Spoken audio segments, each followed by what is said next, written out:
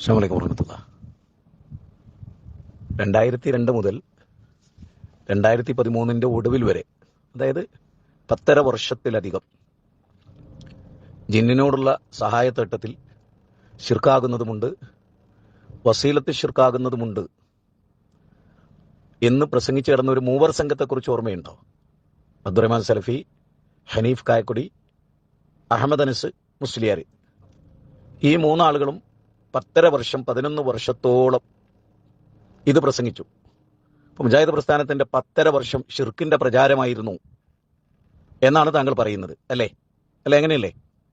അത് ഇതിലൊന്ന് വോയിസ് ആയിട്ടിടണം. അങ്ങനെ തന്നെ 10.5 വർഷം ഷിർക്കിന്റെ പ്രചരണമായിരുന്നു കേരള നദുവത്തുൽ മുജാഹിദീൻ നടത്തിയിരുന്നത് എന്ന് താങ്കളുടെ വോയിസ് ഇതിൽ വരണം. 2, ആ 10 വർഷം മരിച്ചുപോയ പണ്ഡിതന്മാരുണ്ട്, ഒരുപാട് KNM പ്രവർത്തകരുണ്ട്. അവരെല്ലാം മുശ്രിക്കുകൾ ആയിരുന്നോ? കാഫറും മുശ്രിക്കുമായിട്ടായിരുന്നോ അവർ മരിച്ചിരുന്നത്? കേരളത്തിന്റെ വിവിധ ഭാഗങ്ങളിൽ അന്ന് മരിച്ച ഒരുപാട് ആളുകൾ എനിക്ക് പേരെണ്ണി പറയാൻ പറ്റും. ഈ 10 വർഷത്തിനിടയിൽ പണ്ഡിതന്മാരിലും പ്രബോധകരിലും ഒക്കെ പെട്ടിട്ടുള്ള ആളുകൾ, അവരെല്ലാം മുശ്രിക്കുകൾ ആയിരുന്നോ? ആ സമൂഹം നാളെ മഹ്ശറിൽ മുശ്രിക്കുകളായിട്ടാണോ വരിക? അവരെ മുശ്രിക്കാക്കി മരിപ്പിച്ചതിൽ ഈ മൂവർ സംഘത്തെ എവിടെ കൊണ്ടുപോയി കിട്ടും? ഈ ചോദ്യത്തിന് താങ്കൾ വോയിസ് ആയിട്ട് തന്നെ മറുപടി ഇങ്ങോട്ട് തരിക. ഇൻഷാ അല്ലാഹ് ബാക്കി നമുക്ക് നോക്കാം കേട്ടോ. അസ്സലാമു അലൈക്കും വറഹ്മത്തുള്ളാഹി. ബഹുമാനപ്പെട്ട മുജാഹിദ് ബാലുശ്ശേരി, നിങ്ങൾ എന്നോട് വോയിസിൽ തന്നെ ഇതിന് മറുപടി പറയണം എന്ന് പറഞ്ഞതുകൊണ്ട് വോയിസിൽ തന്നെ പറയുകയാണ്. സത്യത്തിൽ നിങ്ങൾ ഈ വോയിസ് കേട്ടപ്പോൾ എനിക്ക് ഇപ്പോൾ ഒരു കൺഫ്യൂഷനായി സത്യത്തിൽ. കാരണം നിങ്ങൾക്ക് ഈ വിഷയം അറിയാഞ്ഞിട്ടാണോ എന്ന് എനിക്കിപ്പോൾ ഒരു സംശയം. അല്ലാഹു ആലം, അറിഞ്ഞിട്ടാണോ? ഇവിടെ നിങ്ങൾ പറയുന്നത് എന്താണ്? 2002 തൊട്ട് 10.5 വർഷം 11 വർഷത്തോളം നിങ്ങൾ സമസ്ത ഈ വിസ്ഡം പറയുന്ന വാദമാണ് അനസും കായക്കൊടിയും അബ്ദുറഹ്മാൻ സലഫിയും മുജാഹിദ് പ്രസ്ഥാനം ഇവിടെ പഠിപ്പിച്ചത് എന്ന്. പച്ചക്കള്ളമാണ്. 2002 മൗലവി. മുജാഹിദ് പ്രസ്ഥാനം ഉണ്ടായത് തൊട്ട് ഈ 2024 ഇന്ന് നമ്മൾ പ്രസംഗിക്കുന്ന ഇന്ന് വരെ, ഇന്ന് എത്രയാ? ഇന്ന് 6 അല്ലേ? ഫെബ്രുവരി 2024 ഫെബ്രുവരി 6 അല്ലേ? ഇന്ന് വരെ മുജാഹിദ് പ്രസ്ഥാനം അനസ് എന്നല്ല, കായക്കൊടി എന്നല്ല, അബ്ദുറഹ്മാൻ സലഫി എന്നല്ല, ഒരു മനുഷ്യനും, ഉമർ മൗലവി എന്നല്ല, ചെറിയ മുണ്ടമെന്നല്ല, ഒരു മനുഷ്യനും നിങ്ങൾ വിസ്ഡം പറയുന്ന ഈ വാദമുണ്ടല്ലോ, നിങ്ങൾ 3 സംവാദം നടത്തി സ്ഥാപിച്ചെടുക്കാൻ ശ്രമിച്ച ഈ വാദമുണ്ടല്ലോ, മനുഷ്യനെ സംബന്ധിച്ച് അദൃശ്യവും അബൗദ്ധികവുമായ ജിന്നുകളോട് മനുഷ്യൻ നടത്തുന്ന സഹായത്തേട്ടത്തിൽ നമുക്ക് ഷിർക്കായതുമുണ്ട്, ഷിർക്കാകാത്തതുമുണ്ട്, അതായത് വസീല ഷിർക്കുമുണ്ട് എന്ന് പഠിപ്പിച്ചിട്ടില്ല. വെല്ലുവിളിക്കുന്നു നിങ്ങളെ എന്നല്ല, മുഴുവൻ വിസ്ഡംകാരെയും. മുജാഹിദ് പ്രസ്ഥാനം എന്ന് തൊട്ട വെല്ലുവിളിയാണ്. നിങ്ങൾക്ക് ആരാ ഇത് പറഞ്ഞു തന്നത്? അങ്ങനെ പഠിപ്പിച്ചിട്ടേ ഇല്ല. എങ്കിൽ പിന്നെ ഇതിൽ നിൽക്കുന്നതിനാ? ഇതിനേക്കാളും ബെറ്റർ സമസ്തയല്ലേ? മരണപ്പെട്ടു പോയ അമ്പിയാ ഉലിയാക്കന്മാരോട് മുഅ്ജിസത്ത് കറാമത്തിന്റെ അടിസ്ഥാനത്തിൽ അള്ളാഹ് കൊടുത്ത കഴിവുകൊണ്ട് അവർ സഹായിക്കുമെന്ന ഉദ്ദേശത്തിൽ അവരോട് ഇസ്തിഗാസ നടത്താമെന്നും അതിൽ പ്രാർത്ഥനയില്ല, അത് ശിർക്കുമല്ല എന്നും വിശ്വസിക്കുന്നു സമസ്തക്കാർ. നിങ്ങളുടെ വാദമോ? മനുഷ്യനെ സംബന്ധിച്ച് അദൃശ്യവും അബൗദ്ധികവുമായ ജിന്നുകളോട് മനുഷ്യൻ നടത്തുന്ന സഹായാർത്ഥനയിൽ ശിർക്കായതുമുണ്ട്, ആകാത്തതുമുണ്ട്, വസീല ശിർക്കുമുണ്ട്, ശിർക്ക് വരാത്തതുണ്ട് എന്ന്. ഇങ്ങനെ വിശ്വസിക്കുകയാണെങ്കിൽ ഇതിനേക്കാളും ബെറ്റർ സമസ്തയിൽ നിൽക്കുന്നതല്ലേ? ഞങ്ങൾ ആരും ഈ പ്രസ്ഥാനത്തേക്ക് പിന്നെ കടന്നു വരില്ലായിരുന്നു. എന്തിനാ ഇതിലേക്ക് വരണേ? ശബ്ദം കേൾക്കുന്ന പേരിൽ ജിന്നിനോട് ജിന്നിന്റെ കഴിയിൽപ്പെട്ട സഹായം തേടിയാൽ അത് ശിർക്കാവില്ല എന്ന് പഠിപ്പിക്കുന്ന പ്രസ്ഥാനം ഇത്. മുഅ്ജിസത്ത് കറാമത്തിന്റെ അടിസ്ഥാനത്തിൽ അള്ളാഹ് കൊടുത്ത കഴിവുകൊണ്ട് അമ്പിയാ ഉലിയാക്കന്മാർ, മരണപ്പെട്ടു പോയ അമ്പിയാ ഉലിയാക്കന്മാർ സഹായം തേടിയാൽ അത് ശിർക്കാവില്ല എന്ന് അവര്. ഇതിലേതാ നല്ലത്? അതാ നല്ലത് ഇതിനേക്കാളും. നിങ്ങൾ ഈ വാദം അവരാരും പറഞ്ഞിട്ടില്ല, പച്ചപ്പൊള്ളാണ് നിങ്ങൾ പറയുന്നത്. അവർ പറഞ്ഞത് ഏത് വിഷയ? നമ്മൾ മണ്ണാർക്കാട് പറഞ്ഞ വിഷയം, ചെറിയ മുണ്ടം കൊടുത്ത വിഷയം, ഉമർ മൗലവി കൊടുത്ത വിഷയം, അതുപോലെ തന്നെ ഷാർജയിൽ പറഞ്ഞ മുഖാമുഖത്തിൽ പറഞ്ഞ വിഷയം, യാ ഇബാദുള്ളയുമായി ബന്ധപ്പെട്ടുള്ള ചർച്ചയിൽ വന്നിട്ടുള്ള പരാമർശങ്ങൾ അതൊരു സ്വതന്ത്ര വിശ്വാസമായി ഇവിടെ കൊണ്ടുവന്നതല്ല. ഇപ്പൊ ജബ്ബാർ മൗലവി ആ ലേഖനം അതാണ് ഇസ്ലാമിൽ എഴുതിയതെങ്കിൽ നമ്മൾ എന്തിനാണ് പിന്നെ തർക്കിക്കുന്നത്? നമ്മളൊക്കെ അങ്ങനെ വിചാരിച്ചത് യാ ഇബാദുള്ളയിൽ മുമ്പ് മുജാഹിദ് പ്രസ്ഥാനം പറഞ്ഞിട്ടുള്ള ആ ഒരു കാര്യമാണ്. യാ ഇബാദുള്ളയുമായി ബന്ധപ്പെട്ട് അത് മരണപ്പെട്ടു പോയ ഔലിയാക്കന്മാരോട് അമ്പിയാക്കന്മാരോട് സഹായം തേടാൻ സമസ്തക്കാർ അത് ഉദ്ധരിച്ചുകൊണ്ട് അവർ തെളിവ് കൊണ്ടുവരുന്നു. എന്തിന് തെളിവ് കൊണ്ടുവരുന്നു? മരണപ്പെട്ടു പോയ അമ്പിയാക്കളെ ഔലിയാക്കളെ വിളിച്ച് സഹായം തേടാൻ. അവരവർ യാ ഇബാദുള്ള കൊണ്ടുവരുമ്പോൾ നമ്മൾ അന്ന് കൊടുത്ത മറുപടി, ഉമർ മൗലവി കൊടുത്ത മറുപടി, ചെറിയമുണ്ടം കൊടുത്ത മറുപടി, മണ്ണാർക്കാട് സക്കരിയ കൊടുത്ത മറുപടി, ഷാരിയിൽ കൊടുത്ത മറുപടി, ഇന്നും അത് തന്നെ മറുപടി. അതാണ് അവിടെ നടന്നത്. അതെന്താ? നിങ്ങളുടെ വാദത്തിന്, നമ്മുടെ വ്യവസ്ഥയ്ക്ക് ഇത് നിങ്ങൾ ഉദ്ധരിച്ച പ്രമാണം തെളിവല്ല. കാരണം എന്താ? ഖുർആൻ സഹിയായ ഹദീസ്, അത് യാ ഇബാദുള്ള സഹിയായ ഹദീസ് അല്ല. അതുകൊണ്ട് തന്നെ അതിൽ നിന്നൊരു അഖീദക്ക് പ്രമാണം ഉദ്ധരിക്കാൻ പറ്റില്ല, അഖീദക്ക് തെളിവല്ല. എന്നിട്ട് പിന്നെ നമ്മൾ പറഞ്ഞു കൊടുക്കുന്ന ഒരു മറുപടി ഉണ്ട് അവർക്ക്. അതെന്തിനാ? നമ്മുടെ വിശ്വാസമായിട്ട് പറഞ്ഞു കൊടുക്കുന്നതാ? ആ വിശ്വാസം നമ്മൾ സ്വീകരിച്ചുകൊണ്ട് പറഞ്ഞു കൊടുക്കുന്നതാ? എന്താ ജമാ മുജാഹിദ് ബാലുശ്ശേരി നിങ്ങൾ പറയുന്നത്? നിങ്ങൾ ഉദ്ധരിച്ചതിന് ഇത് തെളിവല്ല, മരിച്ചവരോട് വിളിച്ചു തേടാൻ ഇത് തെളിവല്ല. ഇനി ഇത് തെളിവാണെന്ന് പറഞ്ഞാലും അതിൽ എന്തേ ഉള്ളൂ? പണ്ഡിതന്മാരുടെ അഭിപ്രായം അതിൽ മുസ്ലിം ജിന്നും മലക്കേ ഉള്ളൂ. ഇങ്ങനെ വിധന പ്രദേശത്ത് ഇങ്ങനെയൊക്കെ ഉണ്ടായേക്കാവുന്ന മലക്കെ ജിന്നി നിങ്ങളെ സഹായത്തിനെത്താം എന്നേ അതിലുള്ളൂ. ഇതിന്റെ അർത്ഥം ഇതൊക്കെ നമ്മുടെ ഒരു അഖീദയാണ്. ഇത് ഉമർ മൗലവിയും KNM ഇവിടുത്തെ ചെറിയ മുണ്ടവും അബ്ദുറഹ്മാൻ അനസും കായക്കൊടിയും അബ്ദുറഹ്മാൻ സലഫി മുജാഹിദ് പ്രസ്ഥാനത്തിന്റെ ഒക്കെ അഖീദ ഇതാണ് എന്നാണോ? അല്ല. ആ മരണപ്പെട്ടു പോയവരോട് തേടുന്നതിന്റെ വിഷയത്തിൽ അവരോട് പറഞ്ഞു, നിങ്ങൾ പറയുന്ന തെളിവ് നിങ്ങൾ ഉദ്ദേശിക്കുന്നതിനെ തീരെയല്ല, ഇനി പറഞ്ഞാൽ പോലും അത് ഇതേ ആകുകയുള്ളൂ എന്ന് അവരെ പറഞ്ഞ് ബോധ്യപ്പെടുത്തിയതാ. എന്താ മുജാഹിദ് ബാലുശ്ശേരി നിങ്ങൾ ഈ കളവ് പറയുന്നത്?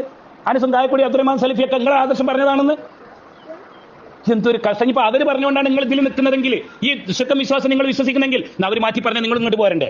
നിങ്ങളെ പ്രമാണം മനസ്സും കായക്കൊടിയും അബ്ദുറഹ്മാൻ സലഫിയും ആയിരുന്നെങ്കിൽ നിങ്ങൾ എന്താ ചെയ്യേണ്ടത്? അവർ പറഞ്ഞത് കേട്ടിട്ട് അപ്പുറത്താണ് നിങ്ങൾ നിന്നതെങ്കിൽ, അതാണ് നിങ്ങളുടെ പ്രമാണമെങ്കിൽ അവർ മാറ്റി പറഞ്ഞാൽ നിങ്ങൾ ഇങ്ങോട്ട് പോരണം. അപ്പൊ അതല്ല നിങ്ങളുടെ പ്രമാണം. അവർ പറഞ്ഞുകൊണ്ടല്ല നിങ്ങൾ ശരിക്കും വിശ്വസിക്കുന്നത്. ഇപ്പൊ മനസ്സിലായില്ലേ എന്തെല്ലാം അബദ്ധ? ഞാൻ ഒരു കാര്യം ചോദിക്കട്ടെ. ഒരു സ്റ്റേജിൽ പ്രസംഗം, ഒരു സംവാദം നടക്കുക. എന്റെ മണ്ണാർക്കടന ആയിക്കോട്ടെ, നിങ്ങൾ എല്ലാ പണ്ഡിതന്മാരും അപ്പുറത്തിരിക്കട്ടെ, സെക്രട്ടറി അവിടെ ഇരുന്ന പണ്ഡിതന്മാരൊക്കെ അവിടെ ഇരിക്കട്ടെ. അവിടെ ഒരു വ്യവസ്ഥ എഴുതാണ്. എന്താണ്? ജിന്നുകളോട് മനുഷ്യൻ നടത്തുന്ന, മനുഷ്യനെ സംബന്ധിച്ച് അദൃശ്യബോധികമായ ജിന്നുകളോട് മനുഷ്യൻ നടത്തുന്ന എല്ലാ സഹായത്തോട്ടവും ശിർക്കാണ്. സമസ്ത ആലബി സക്കാഫി സുലൈമാൻ സക്കാഫി ഒക്കെ ഇരിക്കുന്നത്. ഇപ്പുറത്ത് മുജാഹിദ് പണ്ഡിതന്മാർ ഇരിക്കുന്നത്. ആരൊക്കെ? നിങ്ങൾ അന്നത്തെ മുസക്കര നിങ്ങളെ പണ്ഡിതന്മാരൊക്കെ ഇരിക്കട്ടെ.